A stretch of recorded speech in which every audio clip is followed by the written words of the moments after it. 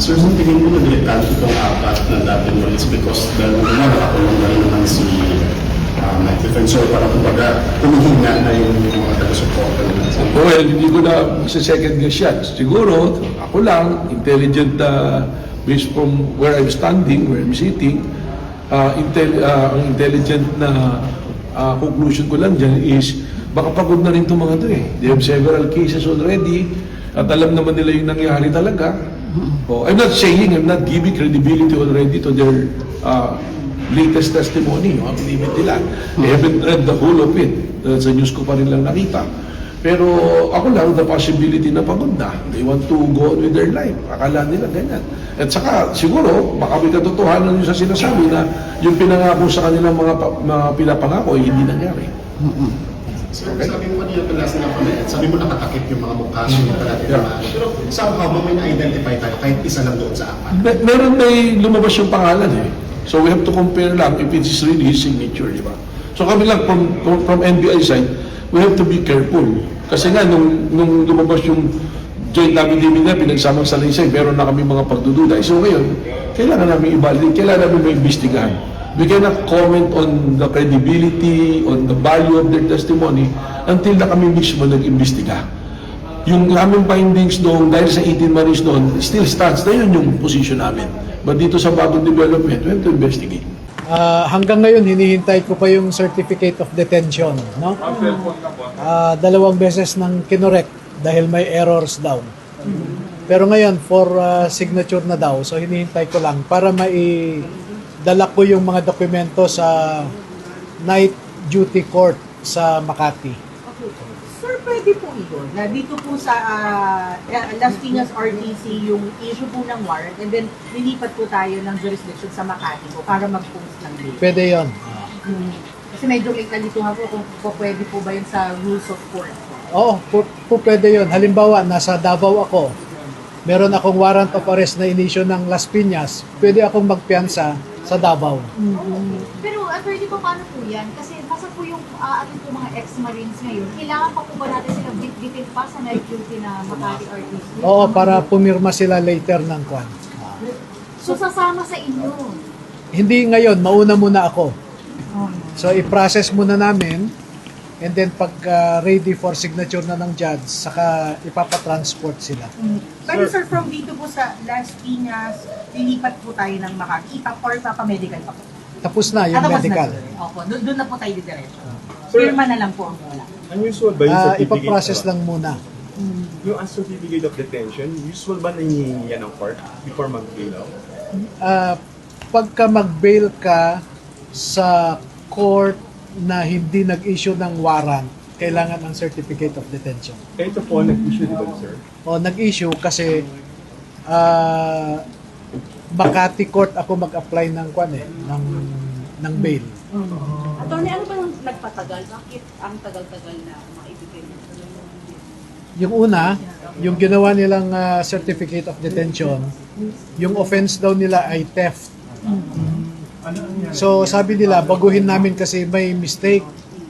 Alin ho ang mistake dyan? Sabi ko, theft ko ho kasi ang nailagay namin. Sabi nila, ay hindi ho, ang mali dyan yung mga pangalan. Dapat pangalan ng congressmen and senators ang nandyan. Pero binabago ngayon. So yun lang yun. Oo. Doon po yan sa 10. Tagal, ilang oras na.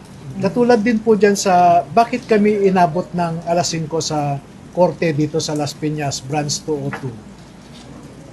Alam nyo po, hinanda na namin lahat ng dokumento na kailangan sa bail sa Caloocan, Muntinlupa, San Juan at sa Las Piñas. Pare-parehong set of documents yan kasi base yan sa rules of court. Ngayon, document, dinala namin sa Caloocan, aprobado ka agad. 2 oras lang kami. Punta sa Muntinlupa, wala pang 1 oras, tapos na. San Juan, medyo umabot ng 3 oras, tapos na. Dito sa Las Piñas, 8:30 pa lang ng umaga, inabot kami ng alas 5, sinaraduhan pa kami ng korte. At mas maaga pang umalis yung clerk of court, alas 4 daw umalis na. Pero po for for this particular court po, attorney, dito po yung 10 ex-marines. So, sa iba pong mga courts, ilan po sila doon? Ganun din. 18 lahat ang akusado. Like in Caloocan, 18 sila plus me, 19 for cyber libel. San Juan, kasama rin ako, 18 plus 1, so 19. So, we prepared the same sets of documents. Ang pagkakaiba lang yung korte at saka yung branch. Pero dito, inabot kami ng hating gabi na. Do you think, sir, na ma-release po sila before midnight or until? I'm trying my best, no? I'm just waiting for the documents, no? Kaninang alas 8 ko pa hiningi, pero kuwan na. Isa't kalahating oras na. And it's just a one paragraph certificate supposed to be. We'll ask for more updates later po, sir. Thank you so Yes. much. Thank you so much. Thank you. Sir, Thank you. certificate of detention, yung police, PNP ang gumagawa or PNP. PNP? So ito yung kuwan, yung example niyan, yung ginawa nila kanina. So parang ganito lang po yan, ganito lang po kaigsi eh. Sir, okay lang po. okay. Oo. Tapos nagkamali yung... Ganyan po, sir, yung kailangan. Oo. So Tapos nagkamali lamang po sila. So, ang nailagay nila dito, kung makikita nyo, theft ang kaso. So, tinanong ko kung anong mali. Yung theft daw, sabi ko, hindi yata theft. Baka yung mga akusado ang paralan ng akusado ang ibala. Ano sir, nalito lang? Tingin niyo po. Hindi, siguro sa pagod din nila, no? Sa dami po. Pagod na rin sa dami. So, mga kwan ito, innocent oversights. Thank you for timing. Thank you po. Attorney, question lang po. May press con pa po ba kayo tomorrow? Or kasi may pwede lang yung mic. schedule. Baka May umalis ka. scheduled press Yung con po staff ko, sinabihan ko na i-cancel muna. Sir, comment niyo dun sa apat na nag-reflect. Apat po ba yun? Apat sila. Actually, matagal na silang nagsasabi sa akin na grabe ang tutok ng mga tao sa pamilya nila, sa kapitbahay, pati sa barangay officials. No? Ginagamit ang barangay officials. Sinasabihan na, uy, tumahimik ka na lang kasi delikado ang buhay mo. Mga ganon, no? Pati pamilya nila natakot na rin, no? And then, ang sabi nila sa akin, kasi mga 5 buwan na ito na nililigawan sila. And maipapakita namin ang mga text messages throughout, no? Pati voice recording, no? Conversation, kompleto yan. Na umabot sa una 5 million ang offer. Naging 8 million, naging 10, hanggang umabot na nga ng 25 million. Kaya siguro medyo nakaisip din sila na wala na nga silang kaso, mawawala yung mga pananakot sa kanila, at meron pa silang pera. No? So, nagpaalam naman sila sa akin. Sabi ko, sige, pag-isipan nyo lang mabuti. Ang umpisa ng kalbaryo ninyo, kako, ay kung kantsawan na kayo ng kapitbahay nyo. Na, oy, paldo ka naman, mag-blow out ka naman dyan. No? At baka pati anak nyo, kakantsawan na ng mga barkada nila. Na yung tatay nila ay ganito, ganyan. No? Yun ang advice ko sa kanila. Anong reaction nila, sir, nung pagbaliktad niyo ng apat na ito? Yung 10? Well, of course, na-disappoint sila, no? Dahil actually, 3 beses na itong inattempt nila na tanggapin. Pero napaliwanagan ng mga kasamahan nila, kaya hindi natuloy yung first 2 attempts. Kasi nandun na sila, tatanggapin na lang nila. Pero itong huli, siyempre aggressive na yung mga nasasaktan. So, hindi na rin sila nakaiwas, no?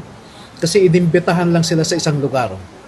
So, siguro hindi na rin sila nakaalis, na-offeran na rin. So, Paano pag bumalik ulit sila sa inyo, sir? Tatanggapin niyo pa ba? O ano? well, wala May na rin ganun bang ganun? wala na rin silang kwenta as a witness eh. Kasi babalik-baliktad sila, no? Although yung recantation talaga is sabi nga ng Supreme Court, it is frowned upon by courts, no? Hindi pinapaniwalaan ng korte ang mga recantations. Attorney, sino raw itong mga naniligaw? Sir, from dito po sa Las Piñas, lilipat po tayo ng Makati. Impact or medical pa po. Tapos yun. Ano ba sa Opo, doon na po tayo diretso. Sir, Firma na lang po ang wala. unusual ba yung certificate? Yung as certificate of detention, usual ba nangyayari yan ng court before mag-bail out? pagka mag-bail ka sa court na hindi nag-issue ng warrant, kailangan ng certificate of detention. Ito po nag-issue dito, sir. O nag-issue kasi Makati Court ako mag-apply ng bail. Ang bail. Kaya ano nagpatagal? Bakit ang tagal-tagal na ma-extend? Yung una, ang ginawa nilang certificate of detention, yung offense daw nila ay theft. So sabi nila, baguhin namin kasi may mistake. Alin ho ang mistake dyan? Sabi ko, theft po ho kasi ang nailagay namin. Sabi nila, ay hindi ho, ang mali dyan yung mga pangalan. Dapat pangalan ng congressmen and senators ang nandyan. Okay. Pero pinabago mo yun. So yun lang yun. Doon po yan sa 10. Tagal, ilang oras na. Natulad din po dyan sa, bakit kami inabot ng alas 5 sa Porte dito sa Las Piñas, Branch 2. Alam niyo po, hinanda na namin lahat ng dokumento na kailangan sa bail sa Caloocan, Muntinlupa, San Juan, at sa Las Piñas. Pare-parehong set of documents yan kasi base yan sa rules of court. Ngayon, document, dinala namin sa Caloocan, aprobado ka agad. 2 oras lang kami. Punta sa Muntinlupa, wala pa 1 oras, tapos na. San Juan, medyo umabot ng 3 oras, tapos na. Dito sa Las Piñas, 8:30 pa lang ng umaga. Inabot kami ng alas 5. Sinaraduhan pa kami ng korte. At mas maaga pang umalis yung clerk of court. Alas 4 daw umalis. Pero po for this particular court po, attorney, dito po yung 10 expiries. So sa iba pong mga courts, ilan po sila doon? Ganun din. 18 lahat ang akusado. Like in Caloocan, 18 sila plus me, 19. O sa ito. Ibang klase ng mga kaso. San Juan, kasama rin ako, 18 plus 1, so 19. So, we prepared the same sets of documents. Ang pagkakaiba lang yung korte at saka yung branch. Pero dito, inabot kami ng ating gabi na.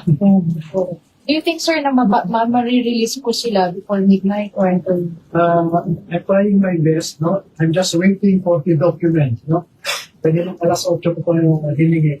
Pero, sa palating oras. It's just a one paragraph certificate supposed to. Okay, po, attorney. We'll ask for more updates later po, sir. Thank you so much, sir. Thank you so much, attorney. Sir, Attorney. of detention yung police PNP ang gumagawa or PNP. PNP? So, ito yung example niyan, yung ginawa nila kanina. So, parang ganito lang po ka-exist. Sir, okay lang po. Okay. Tapos nagkamali yung... Ganyan po, sir, yung kailangan. Oo.